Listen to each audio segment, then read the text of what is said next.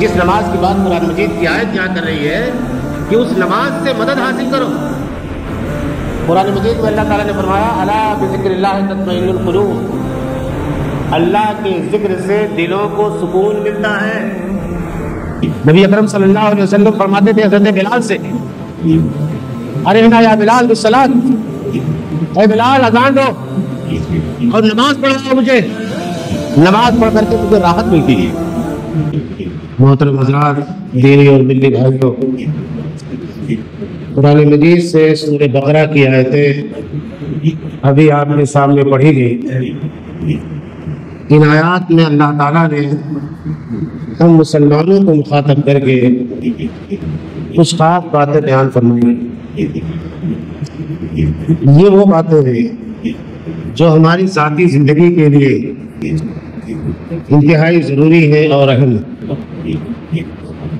اسلام جس طرح سے مادیت کا انتظام کرتا ہے، اسی طرح سے روحانیت کا بھی پورا انتظام اس کے پاس موجود ہے. دل کا سکون، گھبراہٹ سے نجات، پریشانیوں سے چھٹکارا، جو آج ہر شخص کی زندگی کا مسئلہ بنا ہوا ہے، اس کا حل بھی اللہ تعالیٰ نے ہمیں بتایا. اللہ کے نبی صلی اللہ علیہ وسلم نے ایک حدیث میں جب یہ بات بیان فرمائی کہ دنیا ایک مومن کے لیے قید خانہ ہے اور ایک کافر کے لیے جنت، پھر اس دنیا میں رہتے ہوئے ایک مومن اپنے لیے اللہ کے بتائے ہوئے راستے سے ہٹ کر کے کیسے آسائش اور آرام تلاش کر سکتا ہے. یہ ممکن ہی نہیں.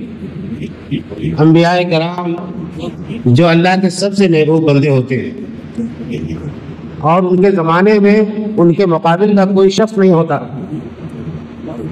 تمام انسانوں میں سب سے افضل شخص کو اللہ تعالیٰ نبوت کے منصب سے سرفراز فرماتا ہے. لیکن کتنی آزمائشیں آتی ہیں انبیاء کرام اور کتنی آئی ہیں. اگر آپ قرآن مجید میں انبیاء کرام کے واقعات پڑھیں تو حیرت ہوتی ہے کہ اللہ تعالیٰ نے انہیں کتنا مضبوط بنایا کہ ان کے پائے ثبات میں ذرا بھی لغزش نہیں آتی، کہیں وہ بے صبرے نہیں ہوتے، کہیں وہ راہ اعتدال سے ہٹتے نہیں، جذبات پہ بیٹھ کر کوئی غلط کام نہیں کر بیٹھتے. یہ سب اس تربیت کا نتیجہ ہے جو تربیت اللہ تعالیٰ براہ راست ان کی فرماتا ہے. نبوت کا سلسلہ ختم ہو گیا. آخری نبی اور آخری کتاب قرآن مجید کے آنے کے بعد اب وہ ساری ذمہ داریاں جو انسانی تاریخ کی مختلف صدیوں میں انبیاء کرام انجام دیتے رہے، اب وہ ذمہ داریاں مسلمانوں کو انجام دینی تھی اور اس طرح سے انجام دینی ہے کہ ہماری زندگی آخرت کی کامیاب ہو جائے، کیونکہ آخرت کی کامیابی اسی زندگی کی دنیاوی زندگی کے راستے پر چل کر کے ملے گی. قرآن مجید کی آیات میں اللہ تعالیٰ نے اہل ایمان کو خطاب کر کے پہلی بات یہ فرمائی کہ اے ایمان والو، نماز اور صبر کے ذریعے سے مدد طلب کرو. ان اللہ مع الصابرین، اللہ تعالیٰ صبر کرنے والوں کے ساتھ ہے. مدد آدمی کب مانگتا ہے؟ جب وہ پریشانی میں ہوتا ہے، الجھن میں ہوتا ہے، جب کوئی مددگار نہیں ہوتا تب وہ مدد مانگتا ہے. جب خود سے کوئی کام نہیں کر پاتا تب وہ مدد مانگتا ہے. یہاں اللہ تعالیٰ نے نماز کو معاون بنانے کی بات کہی کہ اے مسلمانوں، نماز کو اپنا مددگار بنا لو اور صبر کو اپنا مددگار بنا لو. نماز جو 5 وقت ہمارے اوپر فرض ہے، جس کو ہم بھاگتے بھاگتے آ کر کے ادا کر لے آتے ہیں، یہ نماز وہ نہیں ہے جو نماز ہماری معاونت کرتی، بلکہ وہ نماز جس میں نماز کا اہتمام کیا جائے۔ اذان ہوئی، آپ کو فکر لاحق ہو گئی، آپ نے وضو کیا، مسجد کی طرف چل پڑے۔ فرض نماز سے پہلے جو سنتیں موقدہ ہیں آپ نے ان کو سکون اور اطمینان سے ادا کیا۔ کچھ وقت بچا تو ذکر و اذکار میں لگ گئے، تکبیر اولیٰ سے آپ نے نماز پڑھی۔ لیکن آج ہماری نمازوں کی جو حالت ہے وہ ہم سب جانتے ہیں، بیان کرنے کی ضرورت نہیں۔ یہ نماز کیسے ہمارے لیے مددگار ہو سکتی ہے؟ جس نماز کو ہم صرف ایک فرض سمجھ کر کے ادا کر لیتے ہیں، اگر اللہ کا خوف دل میں ہے، ورنہ ہماری 90% آبادی تو نماز ہی نہیں پڑھتی، پھر اللہ تعالیٰ کی مدد کہاں سے آئے گی؟ اور جو نماز پڑھتے ان کی تربیت کا، روحانی تربیت کا حال یہ ہے کہ وہ نماز اس لیے پڑھنے نہیں آتے کہ ہمیں اللہ تعالیٰ کو یاد کرنا ہے، اپنے دل کو سکون فراہم کرنا ہے، اپنی پریشانیاں اللہ تعالیٰ کے سامنے رکھنی ہے، بلکہ ہماری بدقسمتی یہ ہے کہ بعض لوگ نماز اس لیے آتے ہیں کہ آپ دیکھیں امام صاحب نے کیا غلطی کی، ہمارا جو حریف و مخالف ہے آج وہ مسجد میں کیا بول رہا ہے، کسی نے کوئی بات کہہ دی وہاں بولنے کا موقع ہمیں کیسے نہیں ملا۔ شور اور ہنگامہ، مسجد شور اور ہنگامے کی جگہ نہیں۔ حضرت عمر رضی اللہ تعالیٰ عنہ نے دیکھا ہے دو آدمیوں کو کہ مسجد کے کونے میں باتیں کر رہے ہیں، بلایا کہا کہاں سے آئے ہو؟ انہوں نے اپنے قبیلے کا نام بتایا، مدینے کے باہر سے آئے تھے۔ کہا کہ اگر تم باہر سے نہ آئے ہوتے تو جو باتیں کر رہے تھے مسجد میں درے مارنا تھا۔ آج تو ہمارے لیے کوئی مسئلہ نہیں، جس انتظام کے لیے، جس تولیت کے لیے، جس اقتدار کے لیے، جس حکومت کے لیے یہ ساری رستہ کشی ہے، اور جس کی وجہ سے ہم اپنی نمازوں کو غارت کر رہے ہیں، نماز کا وہ روحانی فیض میں نہیں پہنچ رہا ہے، یہ اقتدار کب تک رہے؟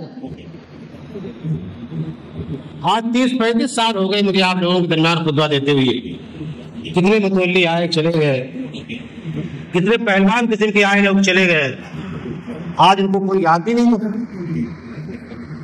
مسجد الحمدللہ اپنی جگہ پہ باقی ہے، ان کا انتظام چل رہا ہے۔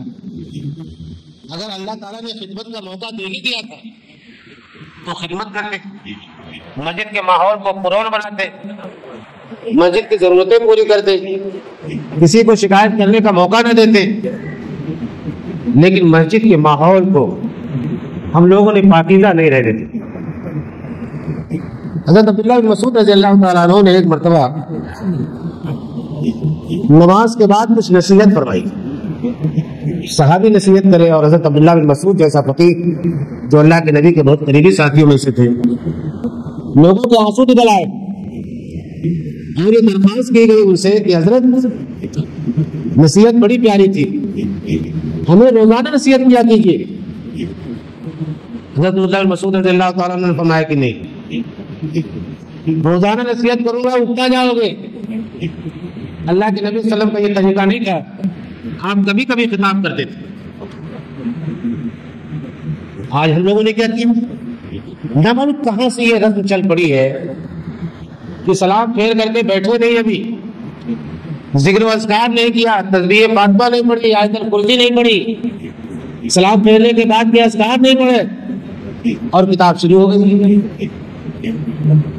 ابھی کچھ لوگوں کی رکعتیں چھوٹی تھی پیچھے، وہ بیچارے نماز ادا کر رہے ہیں، کیا کریں، اب آپ کی سنیں یا نماز ادا کریں؟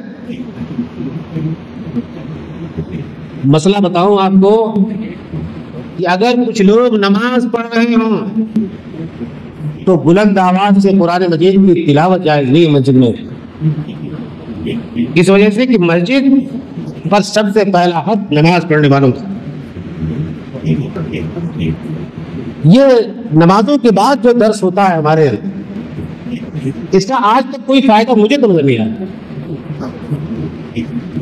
ہمارے تبلیغی جماعت کے بھائیوں نے ایک رسم نکالی اور وہ رسم ایسی ہے کہ آپ کو دیکھ کر کے ہنسی بھی آئے، افسوس بھی ہوگا۔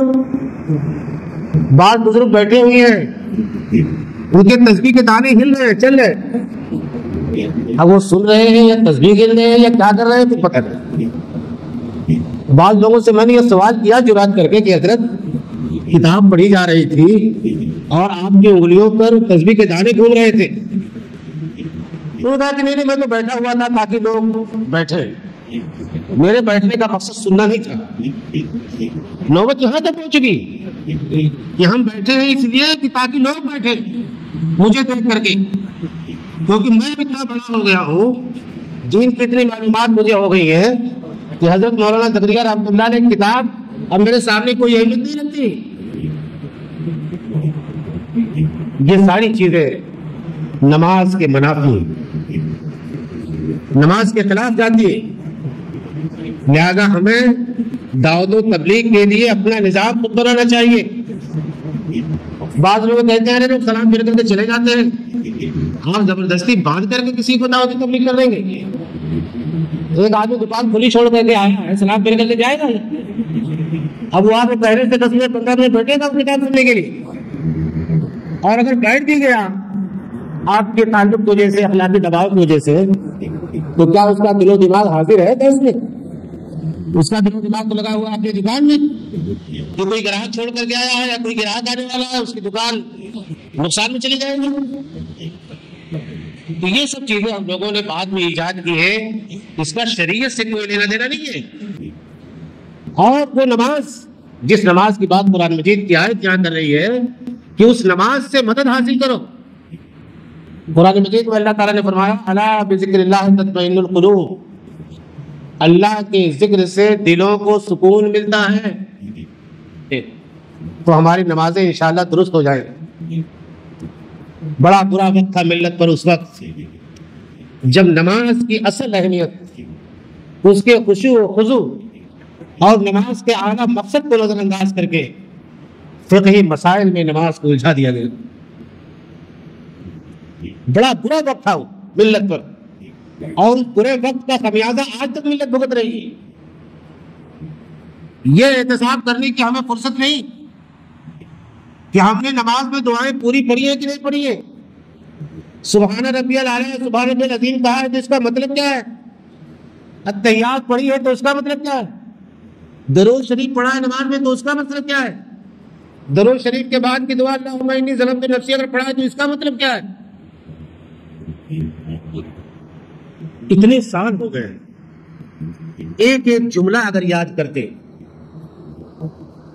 تو مانا یاد ہو جاتا۔ طوطے کو بیٹھا دو سال بھر بہت ساری چیزیں یاد کر لے جاتا ہے، اور ہم نے نماز کا مطلب یہ سمجھ لیا کہ ہمارے فقہی مسائل زندہ ہیں،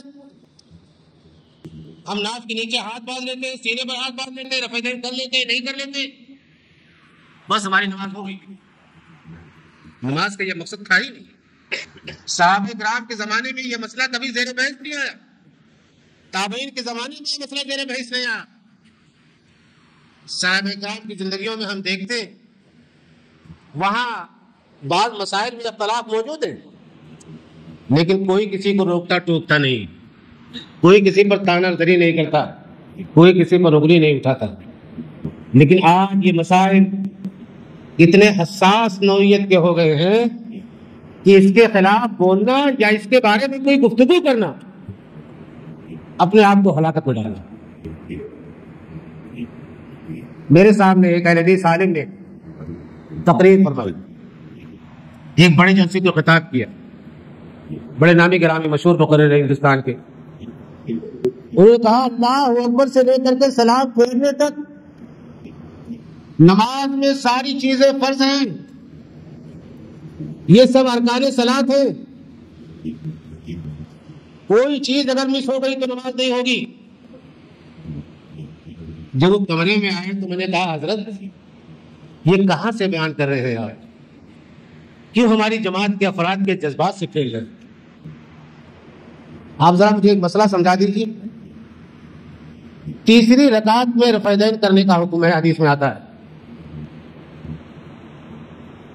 ایک نمازی تیسری رکعت میں رفع کرنا بھول گیا،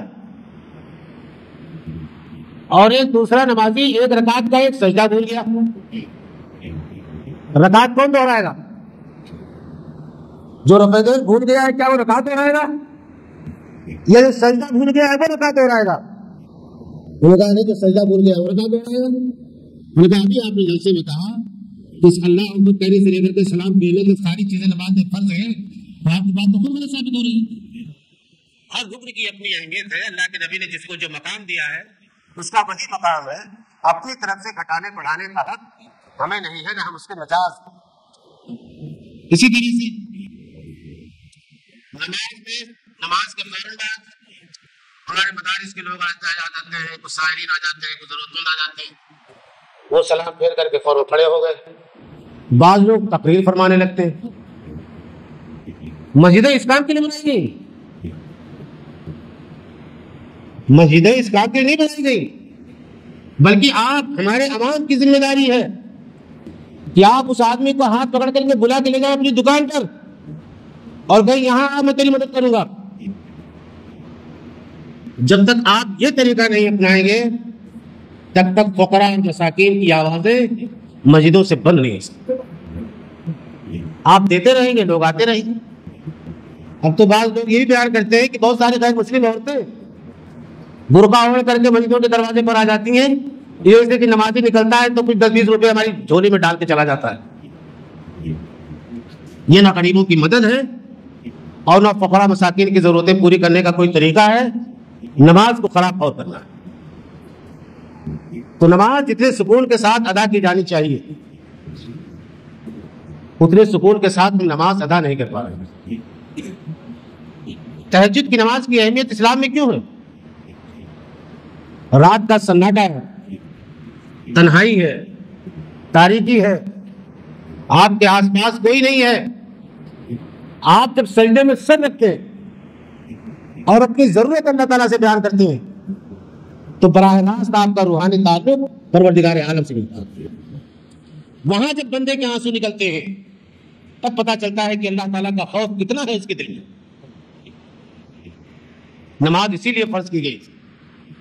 نبی اکرم صلی اللہ علیہ وسلم فرماتے تھے حضرت بلال سے، ارحنا یا بلال بالصلاۃ، اے بلال اذان دو اور نماز پڑھاؤ مجھے، نماز پڑھ کر کے مجھے راحت ملتی ہے، نماز پڑھ کر کے مجھے راحت ملتی ہے۔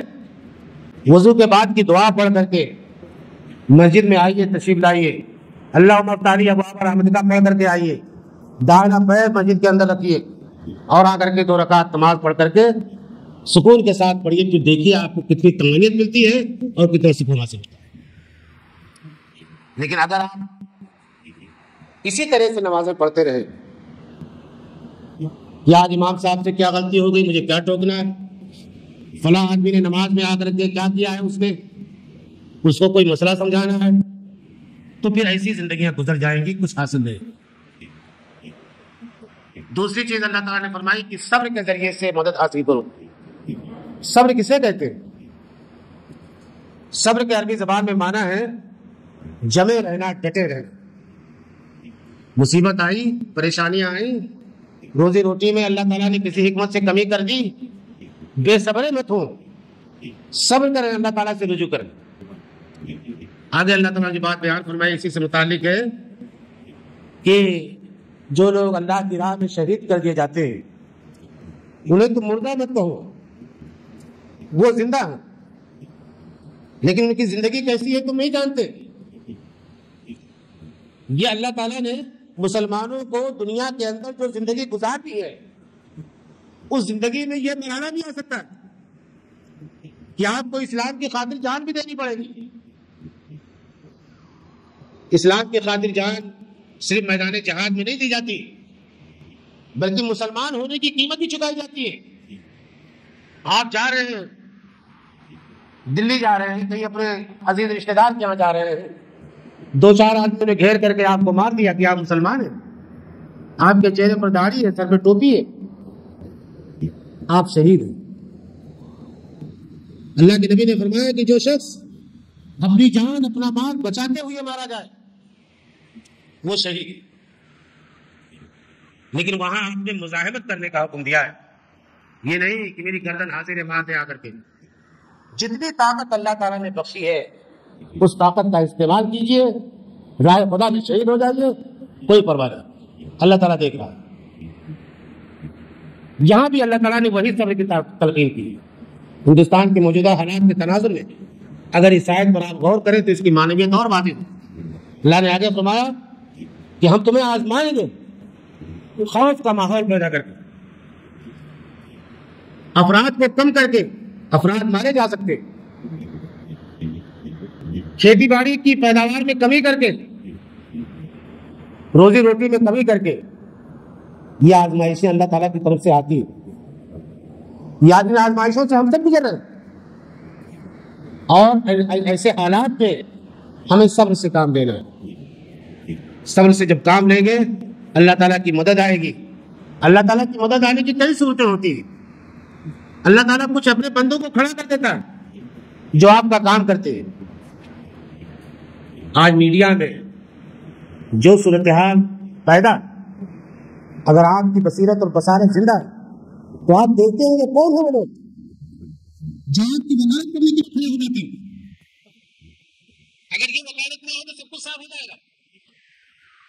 تو یہ اللہ تعالیٰ کی طرف سے مدد ہے اور یہ آپ کے صبر کا نتیجہ ہے۔ اللہ نے فرمایا کہ اذا اصابتهم مصیبہ قالوا انا للہ وانا الیہ راجعون۔ بندے مومن پاس جب مصیبت پہنچتی ہے، اس کے اوپر کوئی بلا نازل ہوتی ہے، کوئی مصیبت آتی ہے، تو یہ کہہ دیتا ہے کہ ہم تو اللہ ہی کے لیے اور اللہ کے لیے ہمیں اللہ ہی کی طرف ہمیں پلٹ کر کے جانا۔ جان دی ہوئی اسی کی تھی، اب تو یہ ہے کہ حق ادا نہ ہوا۔ اگر آپ کا یقین ہے کہ موت برحق ہے، موت اپنے وقت سے ٹل نہیں سکتی، آگے نہیں جا سکتی، تو پھر مرنے کی پرواہ کیا ہے؟ یہ یقین پیدا ہو جائے۔ اگر آپ کہہ دیں کسی کے سامنے کہ بھائی تم مار رہے ہو، مارو، اللہ تعالیٰ نے اگر موت تمہارے ہاتھوں میں کی ہے تو مر جائیں گے، اور اگر اللہ تعالیٰ نے زندگی میں کی ہے تو تم مار نہیں سکتے۔ آدھی ہمت سامنے والے کی ویسی ٹوٹ جائے گی، لیکن آنکھوں میں آنکھیں ڈال کر کے بات تک کیجیے۔ یہ ایمانی جرات اور یہ ہمت آج اس کو پیدا کرنے کی ضرورت ہے۔ قرآن مجید کی آیتیں یا خود قرآن مجید مکمل ہماری زندگی کے لیے رہنمائی کے لیے نازل ہوا ہے۔ ہماری بدقسمتی یہ ہے کہ ہم قرآن مجید کو اپنے حالات کے پس منظر میں نہیں پڑھتے۔ بعض لوگ قرآن مجید کی تفسیر کرتے ہیں، فلاں نے یہ کہا، فلاں نے یہ کہا، اس بارے میں یہ قول ہے، اس بارے میں وہ قول ہے۔ قرآن مجید اختلاف پیدا کرنے کی آیت نہیں ہے۔ ہماری بدقسمتی یہ ہے کہ ہمارے پاس جو تفسیریں، ان تفسیروں میں اس قسم کے اخبار اتنے زیادہ مختلف ہیں، بلکہ حافظ ابن حجر اسقلانی نے، میں دیکھ رہا تھا ایک کتاب میں لکھا انہوں نے کہ اس بارے میں 118 اقوال ہیں، یعنی 118 لوگوں نے ایک مسئلے میں مختلف باتیں کہی ہیں۔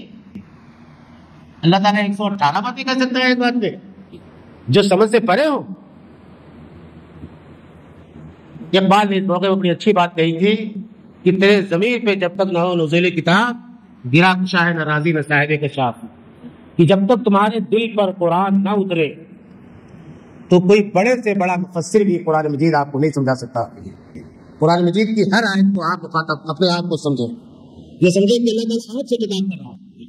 اگر اس حیثیت سے آپ قرآن مجید کو پڑھیں گے تو قرآن مجید کی معنویت اور اہمیت آپ کو سمجھ میں آئے گی۔ اللہ تعالیٰ سے دعا یہ ہے کہ ہمیں صحیح اسلام کو سمجھنے اور اپنی عملی زندگی میں اسے برتنے کی توفیق عطا فرمائے۔ وآخر دعوانا ان الحمد للہ رب العالمین۔